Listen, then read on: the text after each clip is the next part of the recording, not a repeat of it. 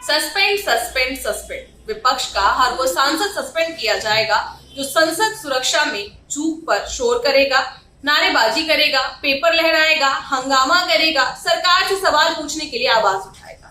मोदी राज में हर उस सांसद को सस्पेंड किया जाएगा जो संसद सुरक्षा चूक पर देश के गृह मंत्री से सवाल पूछने की कोशिश करेगा या गृह मंत्री से जवाब मांगेगा।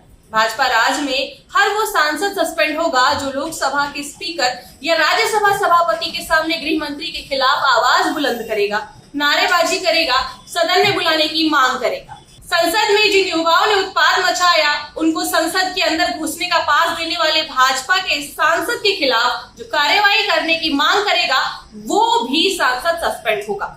संसद की इमारत भले ही नहीं बनी हो मगर इरादे वही है, विपक्ष मुक्त भारत। सवाल पूछने वाला सामने कोई ना हो, भले ही जनता द्वारा चुने गए नुमाइंदे ही क्यों ना हो, लेकिन सवाल कोई ना कर सके। भविष्य में पहली बार हुआ है कि लोकसभा से 43 और राज्यसभा से 45 सांसदों को सस्पेंड कर दिया गया है।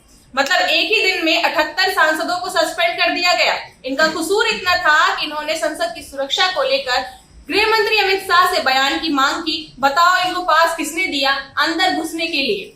चेकिंग पूरी तरह क्यों नहीं की गई? इसी बात पर उन्हें सस्पेंड कर दिया गया। 14 सांसद ऐसी ही मांग को लेकर पहले ही सस्पेंड किए जा चुके, यानी अब तक कुल मिलाकर 92 सांसदों को सदन से बाहर कर दिया गया।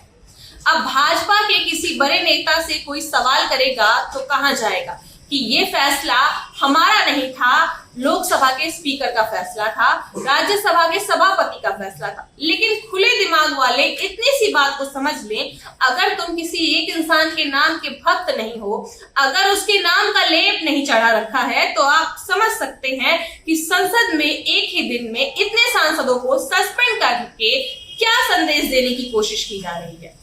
आपने सत्ता के नशे में चूर नेता, शीर्ष पर बैठे बड़े नेता और उनके इशारों पर काम करने वाले लोग, उनकी मंशा पर अब किसी भी मीडिया चैनल या अखबार में खबर को नहीं देखा होगा। सरकार से ये चूक हुई, सरकार से ये गलती हो गई, आपने नहीं देखा होगा।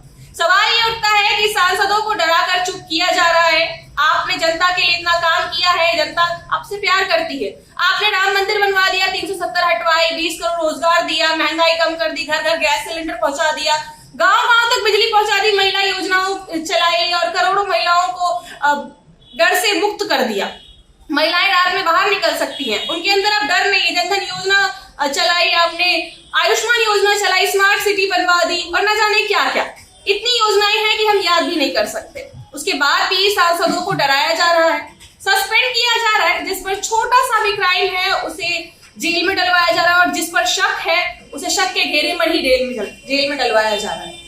आप ये सोचो कि जिस तरह भाजपा कर रही है, जब सत्ता बदलेगी तब क्या होगा? क्योंकि इस सरकार ने विपक्ष के नेताओं को बहुत कुछ सिखा दिया है। विपक्ष को कैसे दबाना है, दबाना तो छोड़िए, विपक्ष को कैसे खत्म करना है ये सिखा दिया है। नेताओं से अपील है कि सत्ता किसी एक की नहीं रहती, आगे के भविष्य के बारे में सोच कर चलना चाहिए। मुझे दीजिए इजाजत। हर हर महादेव।